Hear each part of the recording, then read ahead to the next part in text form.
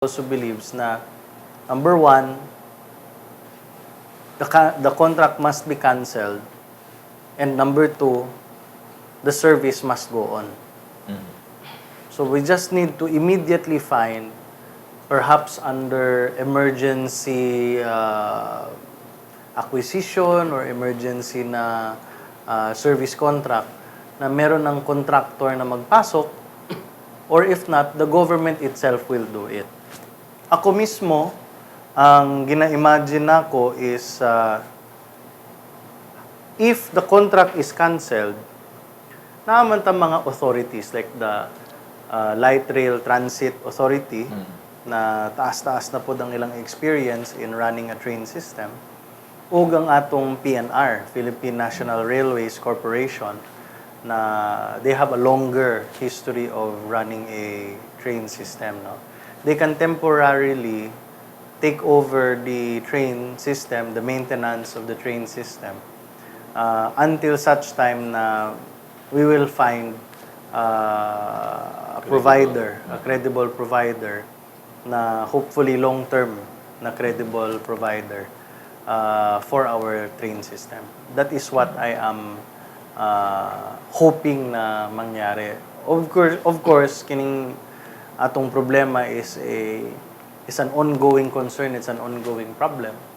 And I remain to strive to be objective on the matter. No? But kung ako tanungin mo, kung sufficient yung evidence ng Department of Transportation, then I think we should stop the contract already. Kasi illegal na eh. Yung kontrata na yan, illegal na. To be honest, even at the start, no? Illegal na siya at the start.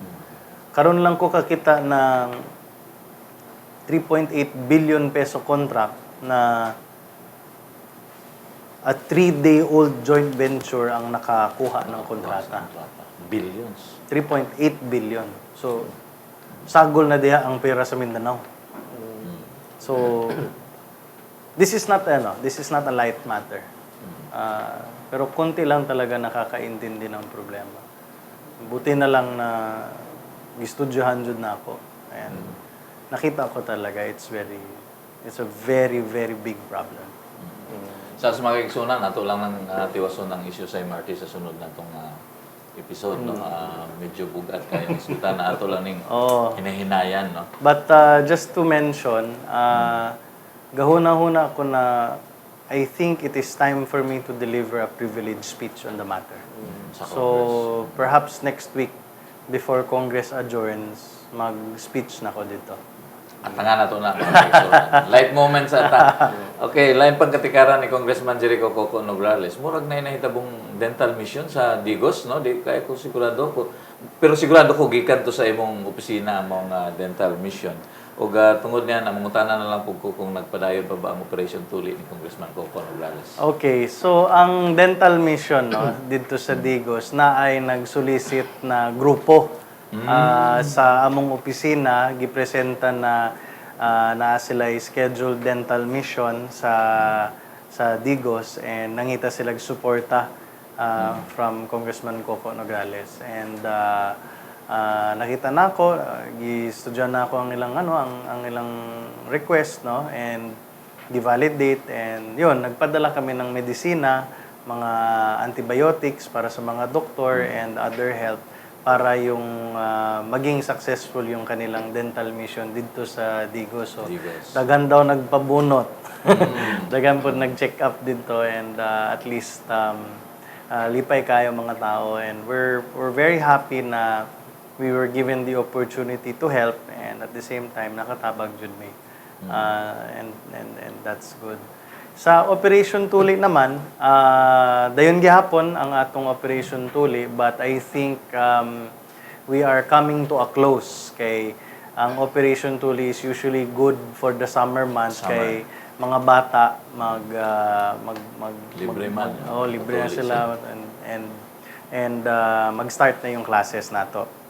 I think we are expecting the school year to start on June 5. No? So, pag sugod na sa eskwela, di naman ang pwede adto sa eskwela nakapaldang laki o naka big t-shirt kay bagong tuli, Bagong di ba? tuli. So lisod na kayo. So ambot na among operation tuli wala may age limit. So tanaw na to Pwede kung pa si Saldi. so, ayun, mo na akong pronouncement in every barangay na nami operation tuli, wala may age limit. So far, mga bata lang nagalapit. Okay.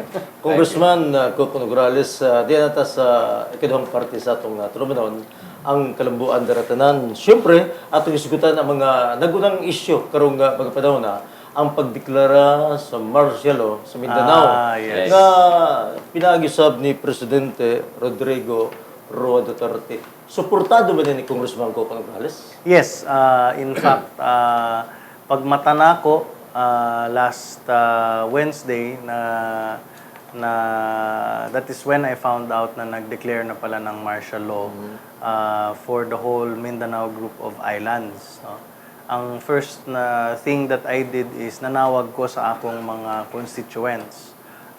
Una, sa Distrito 1, and then nagtawag ko sa akong mga leaders sa whole of Southern Mindanao, as well as Eastern Mindanao.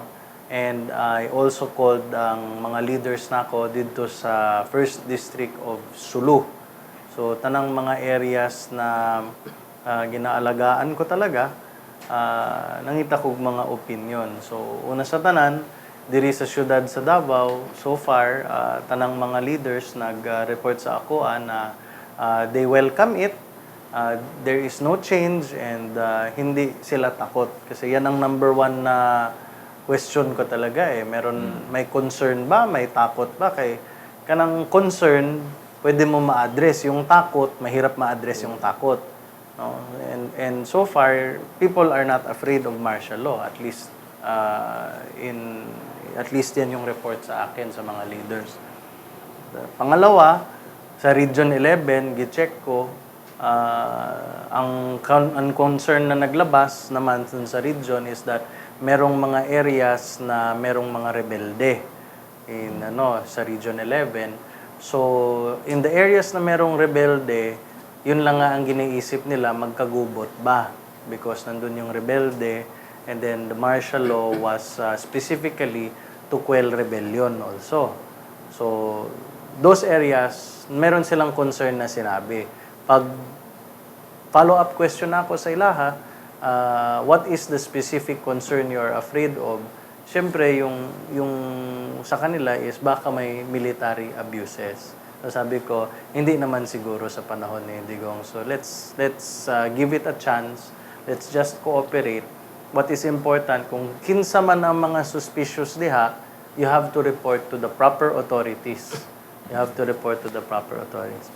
Pag-abot naman sa Sulu, nungatan ako dito, katawa naman yung akong mga leader dito. Ana sila, sir, dugay namin martial law diri. Unsa may martial law diri? Na curfew? Na may curfew. You have to always have an ID when presented. Normal na sa amua. So, naay mga military operation every day, sir. So, for them, a state of martial law doesn't change anything. Their way of life is just the same. But what is very consistent, sa tanang mga areas, no, is that they are all hopeful. And that I think is important. They are all hopeful that perhaps martial law will finally give the government the chance to restore peace. One of the things na na-observe na ako, which I think is noteworthy, 12 noon of Wednesday, nag-emergency meeting ang mga ARMM congressmen. So, giimbita ko, isip caretaker representative sa 1st District of Sulu, and ang among discussion dito is that we are all supportive. All 8 districts of covering ARMM are supportive of martial law because number one, ang violence sa Marawi is un-Islamic. It is un-Islamic. So, kanang mga nagasulti na Islamic State, no, that is not even Islamic because Islam is a religion of peace. So, kanilang ginabuhat dito, first and foremost, is not Islamic. The second is that we do not allow and we do not want the violence. The main concern was we are hoping that people who are outside of ARMM or outside of the Moro sphere or culture, no, hindi nila i-atake ang peace process. Because ang MNLF and MILF is not participating in the rebellion against the government because they are sitting down with the peace talks with the government. So that is one main concern ng mga ARMM na congressman na hindi makansela ang peace talks. That is something that they hold very dear and that is the kind of peace that they are looking for. And if you remember, mahirap ang martial law sa mga kapatid natin na Moro. Because the rebellion, the Moro rebellion and the Moro uprising happened during a time of martial law. So, medyo malalim ang sugat na yan. And mga Muslim congressmen nagkahiusa saying that we are supporting this, but let us not forget the objective. The objective is peace. So, bugat, no? Salz, mga kaigsunan, medyo bugat tinuod ang atong ginahisgutan. No? Daghan pa tag gusto may bawaan tungod sa kalambingit ni ning ginatawag natong martial law. Pan mag-break lang ta sa kaduhang higayon no, sa atong pagbalik atong hisgutan ang dugang pang mga isyu kalabot ni ning martial law. Mukawa kay balik din ta. Kalambuan, Dalatana.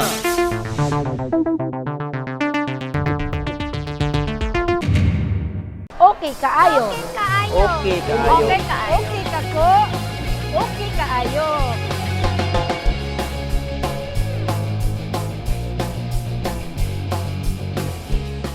Ako si Daday Opilinia, taga Isla Suerte, Purok 23. Nagpasalamat ko kang Coco Nograles sa libreng tuli, check-up o dental na na-apil og tuli ang akong apo. Salamat kang Congressman Coco Nograles. Okay ka, okay ko, okay kaayo. Okay kaayo. Okay kaayo. Okay kaayo. Okay kako. Okay kaayo. Okay kaayo. Okay kaayo. Okay kaayo. Okay kako. Okay kaayo. Ako diya si Toto, Toto akong nga amorte o napo diya sa Campo Boulevard nagpuyo sa highway lang kapad ni presidente. Sa kaning gihimong programa sa atong halang doon nga congressman si Coco Nograles na sa iyang pagpatigayon ni ining medical mission. Among tuyo din nga ang schedule yun pagpatuli yapon na kini gipahigayon dili lamang sa kabarangay kundi sa nagkalain-lain nga dinhi sakop sa Davao City. Kini nautunta nga dili lang karon kundi magpadayon kini para sa serbisyo sa katawhan.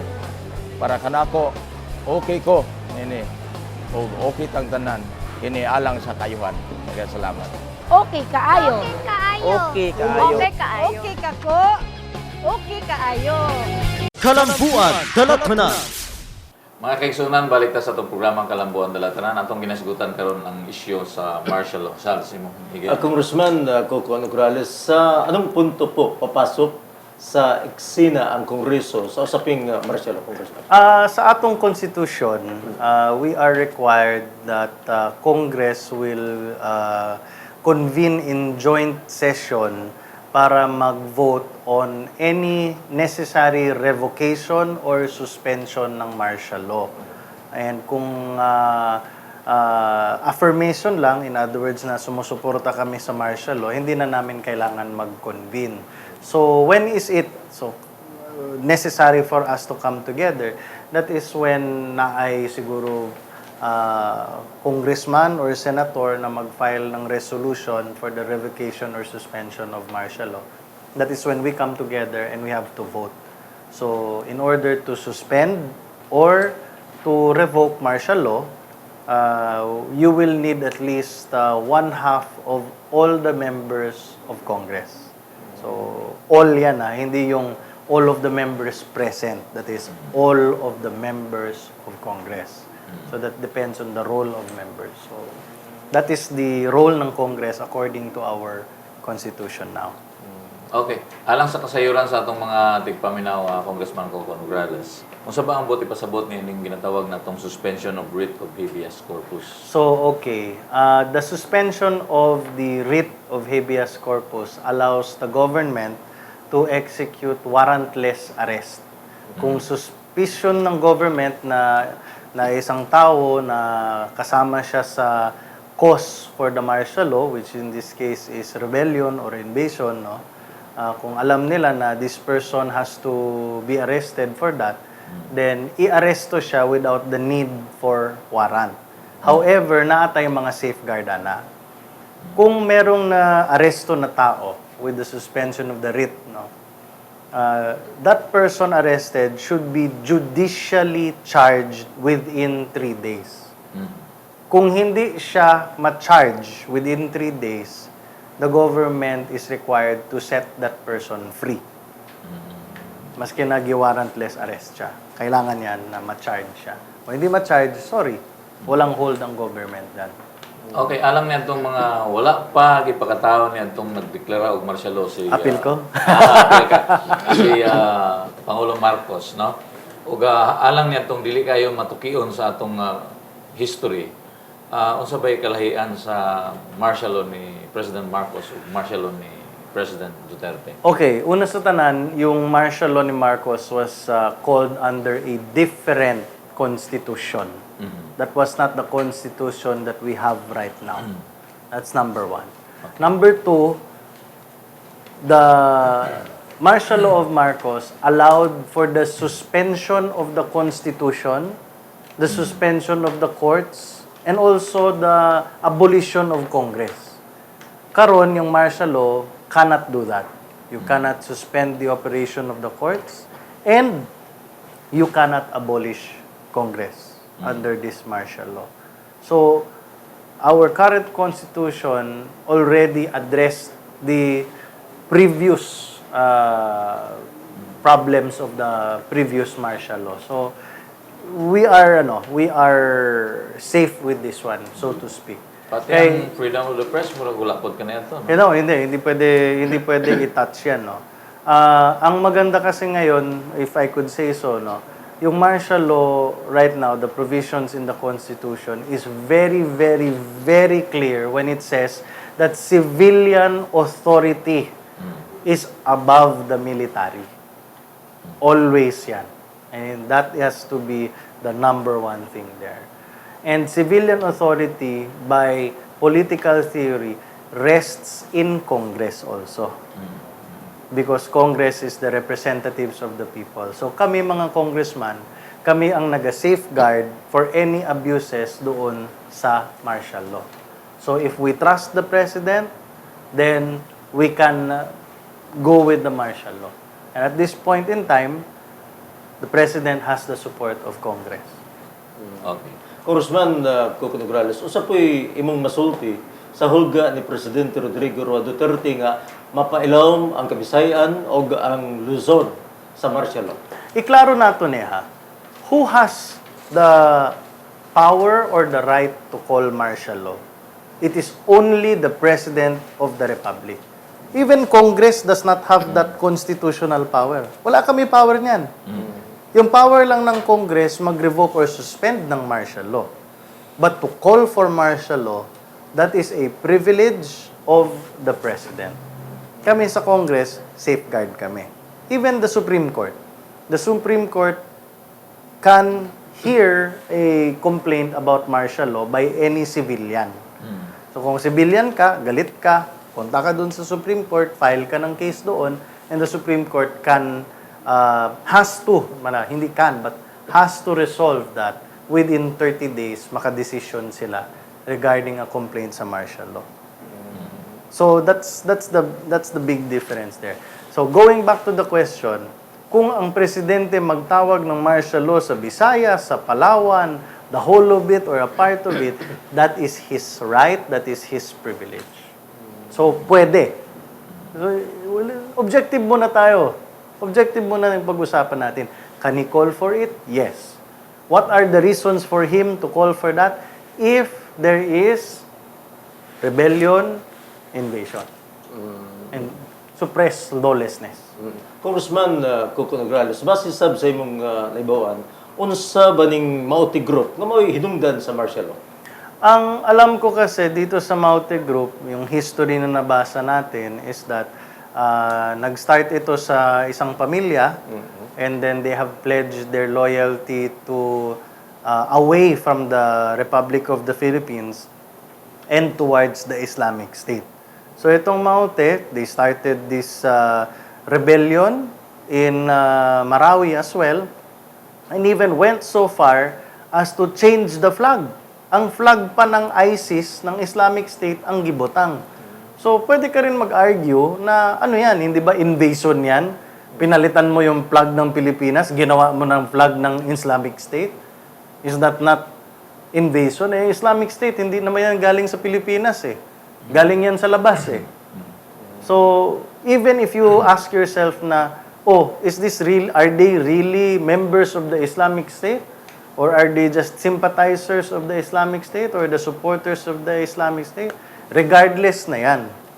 They have replaced the Philippine flag with an Islamic State flag. And those are the facts.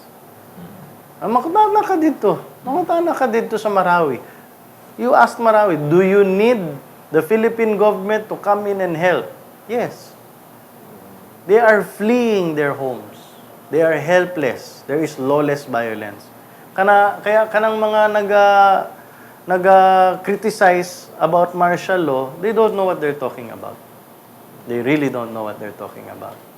Okay, doon na po yung nangutana Congressman Coco, nganong ang tibuok Mindanao man gyud daw ang gipailalom dito sa martial law, nganong wala man gilimit dito sa Lanao, Basilan or Hulu. Unsa may tubag nini? The President is required to give a written explanation or would personally present his explanation for calling for martial law.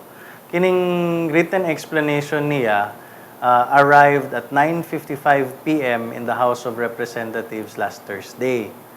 So at this point in time, hindi ko pa nabasa kung ano yung written explanation ng President. So mahirapan ako mag-comment niyan.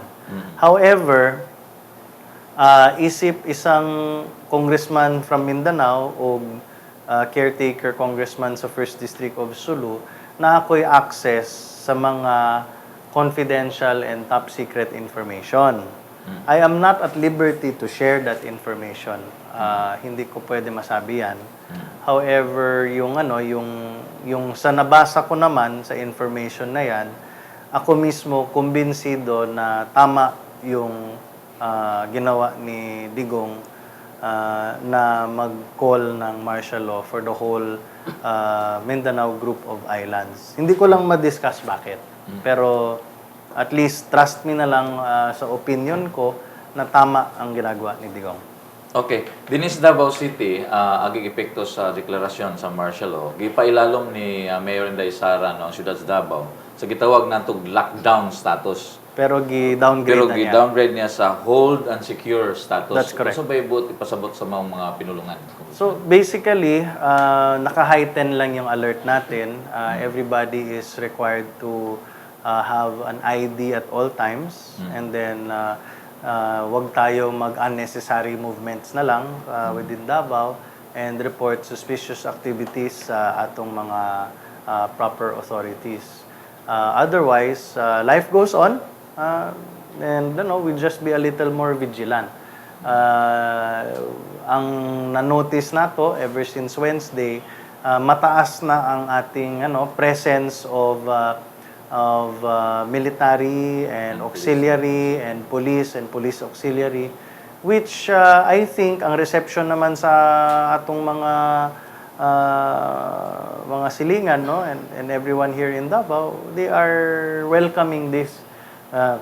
Kita ka na pa nagpa-selfie sa armored personal carrier na nagpa-selfie sa Simba, o, 'di ba? Murag feeling nila na Ayos lang. ayos lang. So I guess Saldi Rafi, hindi lang ito maintindihan ng mga taga Manila that we actually feel more secure.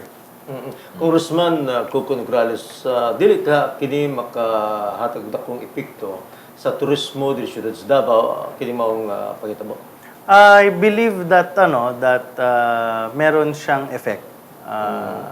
Siyempre yung atong mga allied countries, no, mag-release yan sila ng mga travel bulletin to inform everybody that there's a state of martial law in the Mindanao group of islands. So meron diyan mag-concern, meron diyan matakot.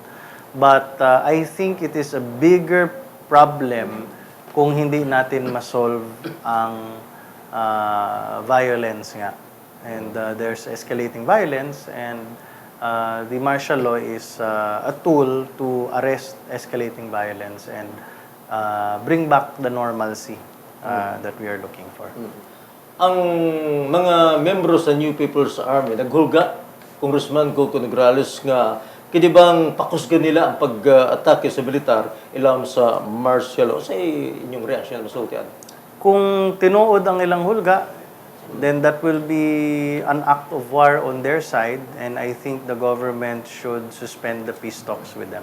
At least yung sa MNLF and MILF, the peace talks are still good, and I find their reactions to be very betraying. So in fact, nung nakita ko yung kanilang releases doon that the CPP has ordered the NPA to start their